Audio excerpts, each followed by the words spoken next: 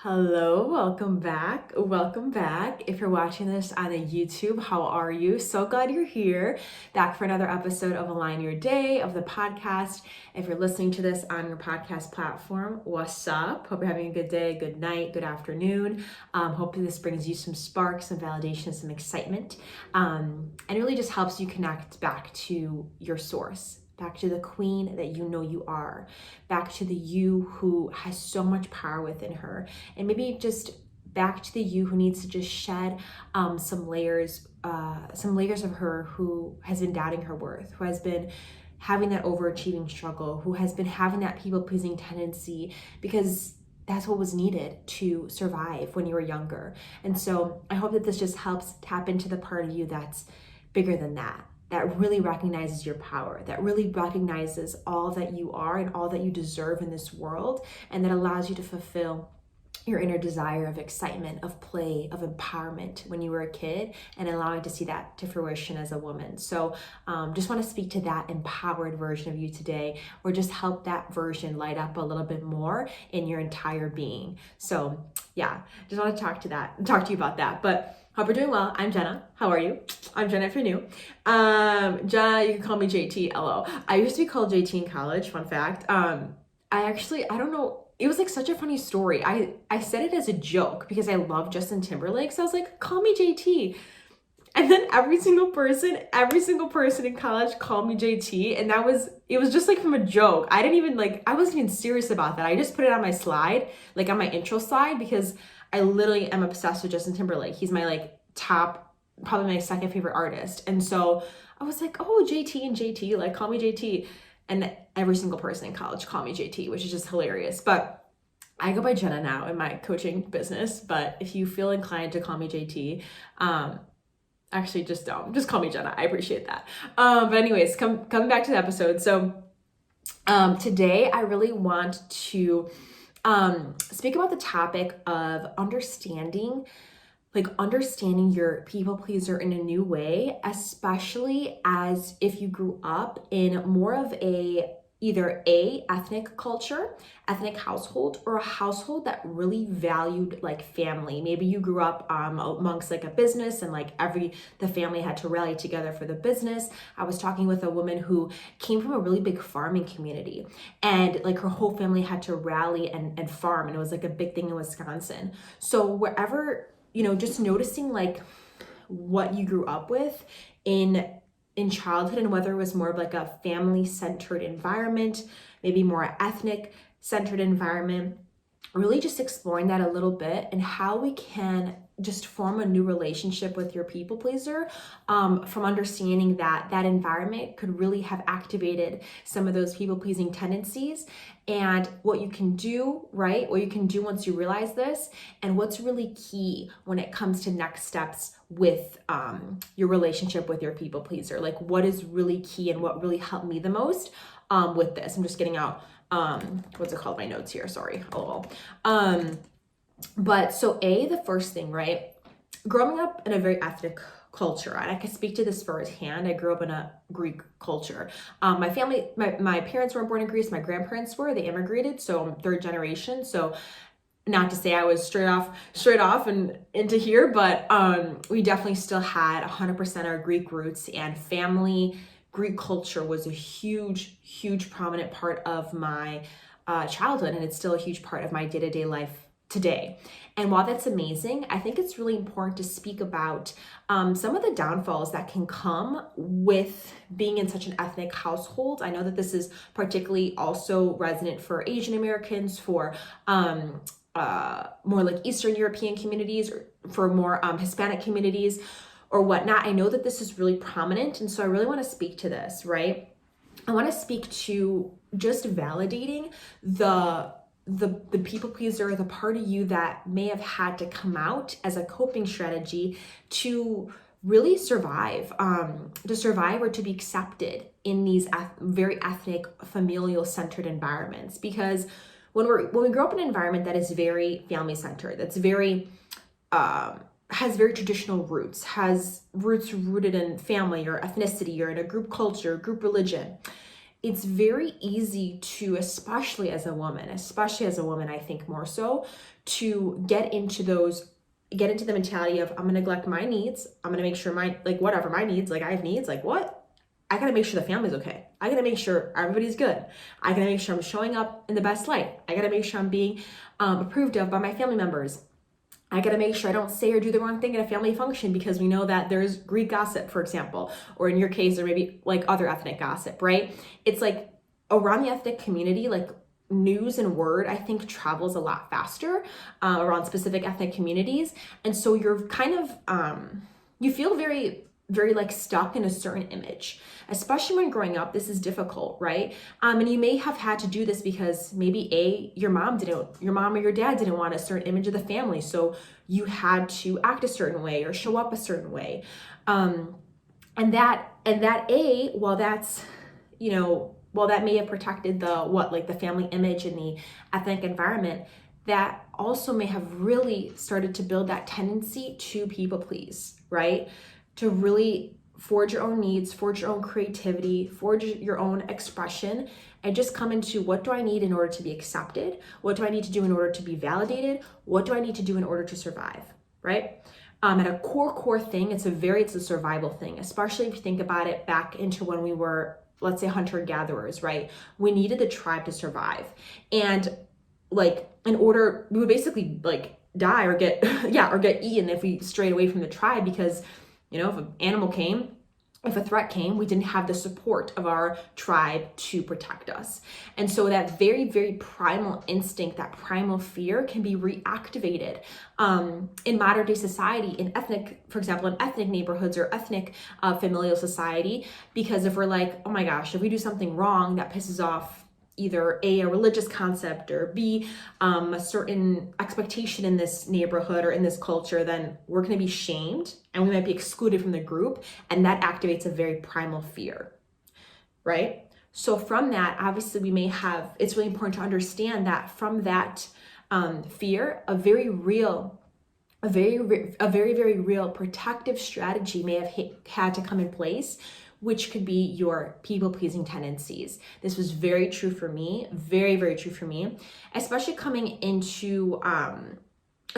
a household or from an environment or ethnic community where definitely a lot more emphasis on decision-making and stuff was more so placed on men, right? Especially when I was growing up, it was like the decision-making, the expectation, a lot of the financial expectation as well was placed on men, right? And so a lot of the power was with men. And I'm not doing this to shame men at all. I love men. And I've done so much to work on my relationship with men, because I think men are amazing. I love men so much. But this is just to step into more of empowerment as a woman, right? So it's like, okay, we've had a lot of this burden, right, placed on us from having these certain expectations that we need to fulfill.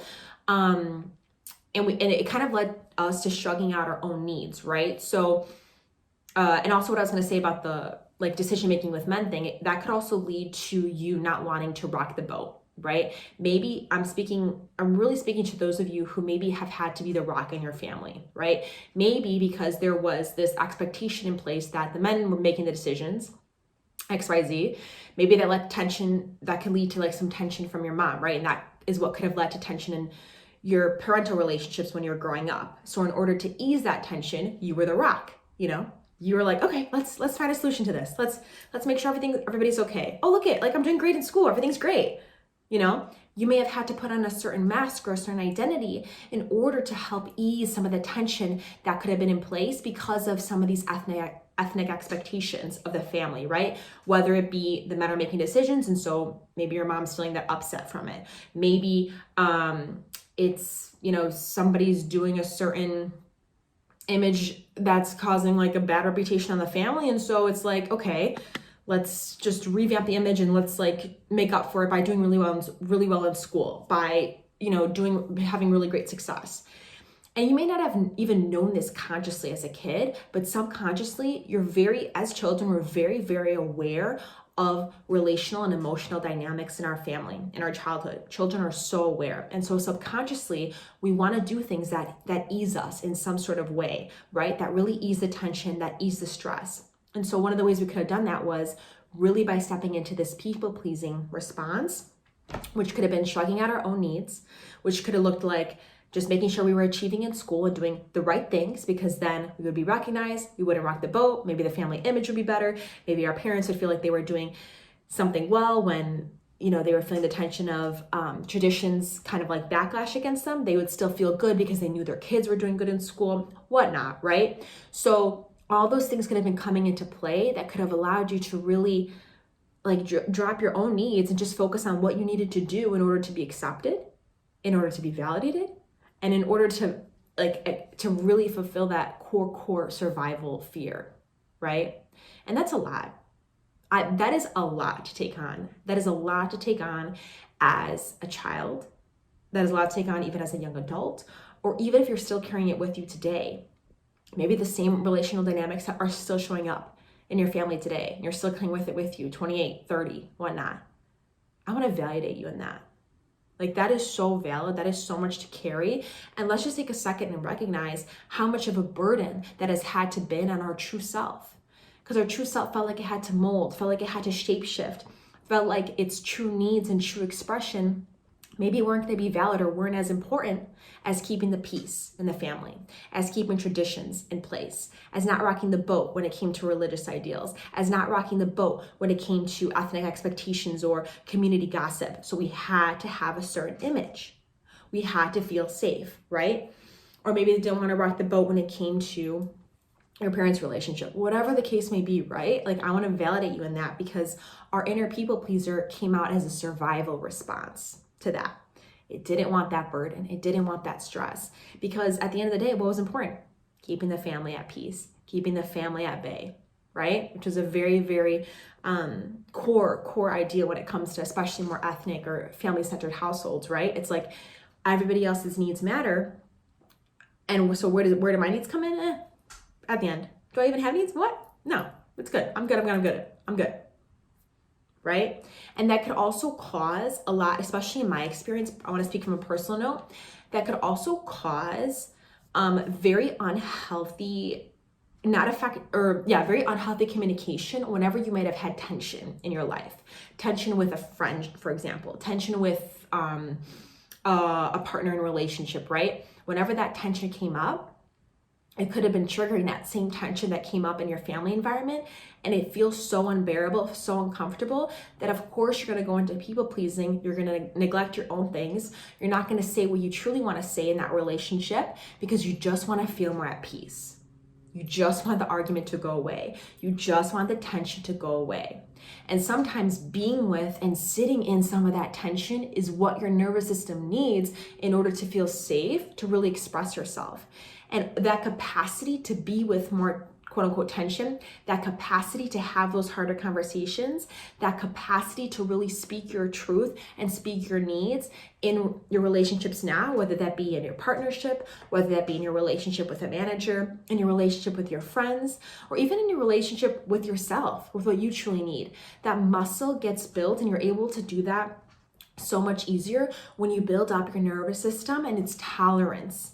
Really building up your window of tolerance in your nervous system. And I actually talk about that in another podcast episode. If you haven't watched it yet, I'll link it down below. But that really all comes into play when you really learn to regulate and build up your own nervous system. And that is exactly what we work through in phase 1 and going into phase 2 of my coaching package with you, which has 3 phases. That is what we specifically work on, right? And so when you're able to do that, that inner people pleaser in you doesn't feel as attacked.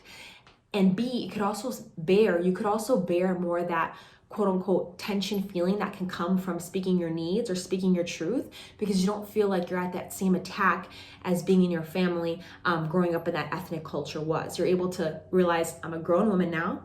I can regulate myself. I can speak my needs, and I don't have to shrug off my own ideas or my own expectations or desires I have towards my lover, towards my friends, because I know I can be there for myself. And I know that that same tension that's being activated is just a childhood wound that I can really heal by really growing my own nervous system. And that's exactly what we work through. So I just wanted to bring that up too. And also what's really important, right, is in realizing this is like A, realizing how much of a burden that must have been to our past self, to our inner child, and B, from that, realizing that you may have had to shape shift, you may have had to show up a certain way to keep the image or to keep the peace or to stick up with those ethnic ideals. Because of that, it almost makes you wonder, what masks did you have to wear? Did you have to put on that were not your true self and that are blocking you from truly feeling like the empowered queen of your life today, right? That is what could be leading you more so towards those people-pleasing tendencies in relationships with your partner, with whoever today, because that inner core sense of who am I? What do I stand for? What really resonates with me? What do I really need? That core sense of self could have had to put on a lot of masks growing up, right? A lot of masks in order to fit in order to people please, in order to push her needs aside, and in order to really get recognized in this familiar environment. And so it's just really, really important to know, right? That's a really important thing, is like that. I just want to validate that part of you and validate that that's so common and normal. I think especially growing up in those ethnic communities and in those familial environments. And when you start to realize that, you start to actually find deeper compassion for that part of you, for that people-pleasing part. Because when you realize, oh my gosh, this is so normal. Like, yes, this is a normal thing in ethnic cultures and environments, in family-centered communities. And so, like I was saying, when you're able to have that deeper compassion for that inner part of you, for that people-pleaser part, when you know what its purpose has been, which may have been to keep you safe in those past relational dynamics or those past, ethnic dynamics, then you're able to actually, understand where that part of you is coming from, not shame that part of you, able to realize, okay, from this part, what masks have I had to wear? Has it had to be the overachiever mask? Did it have to be the mask of maybe being more masculine when I wanted to be more feminine because I thought that was the way I could receive love, right?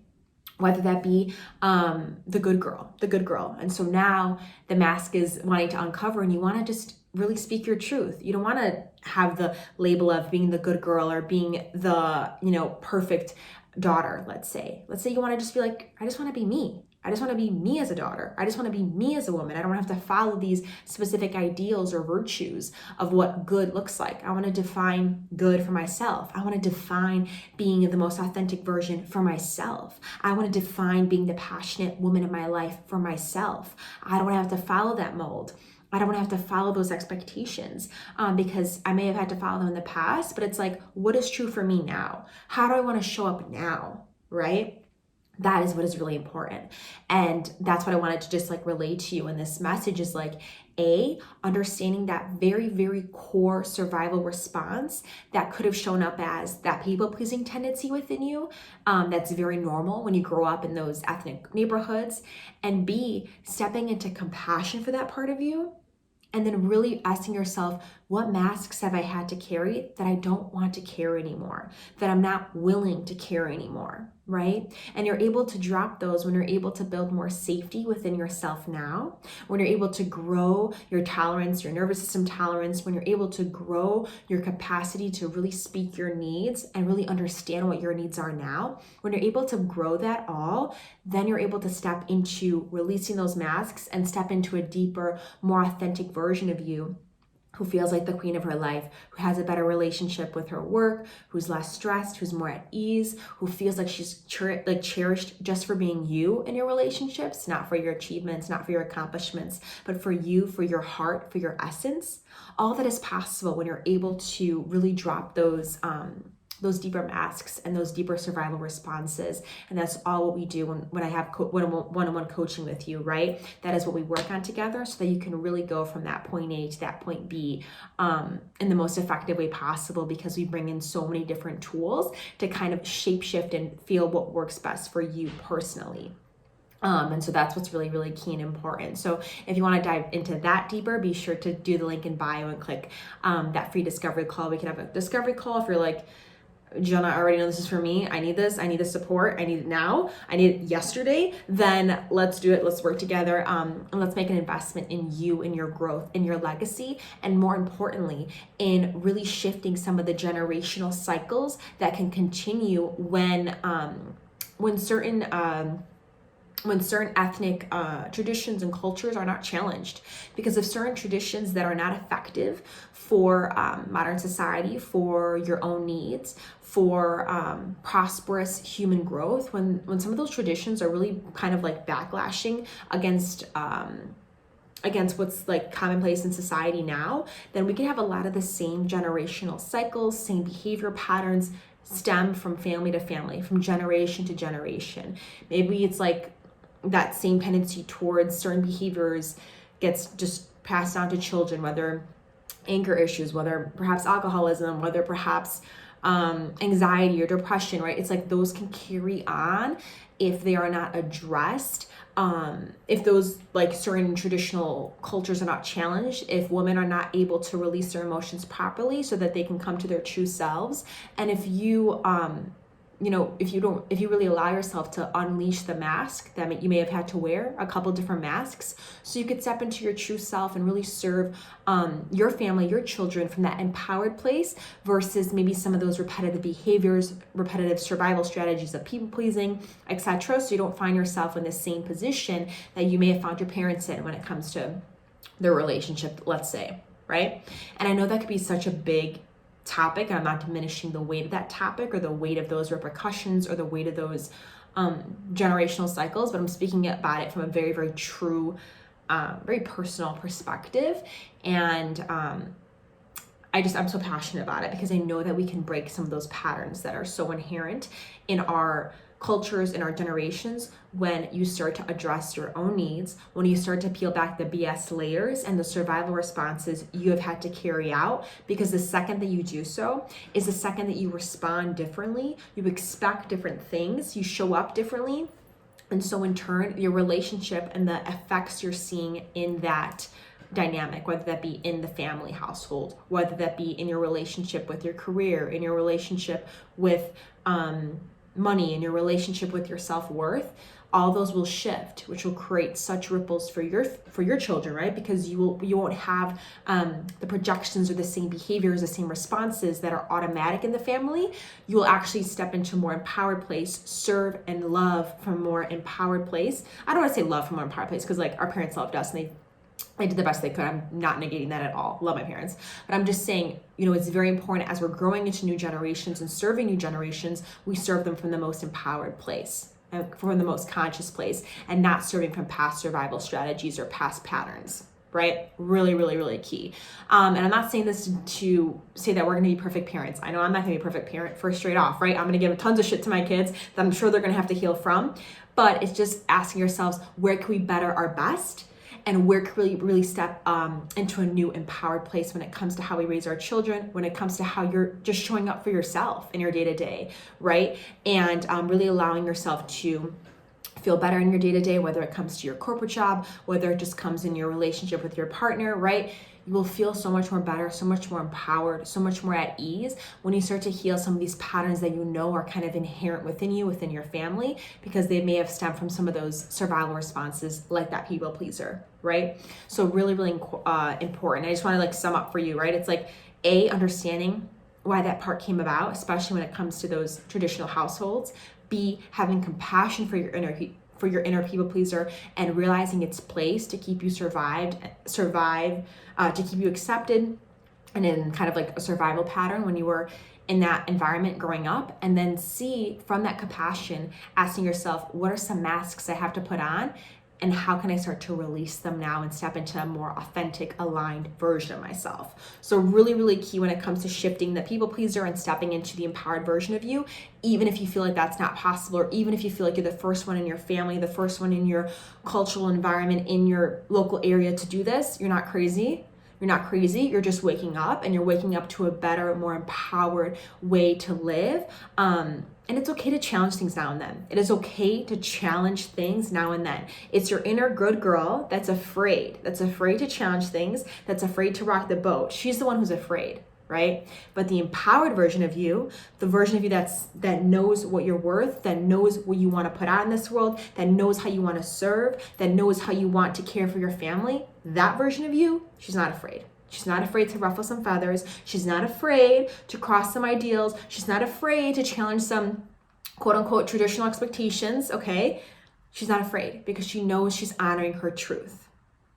And that's really important. And I know you want to step into that version of you, and I hope that this can assist you. And if you want further assistance really into this transformation, because you tried things and they haven't been working, then you know that personal coaching is where to go. So be sure to follow the link below to do a discovery call. I hope this resonated with you. I'm Jonathanopoulos, and I'll talk to you soon, babe. I love you. Talk to you soon. Bye.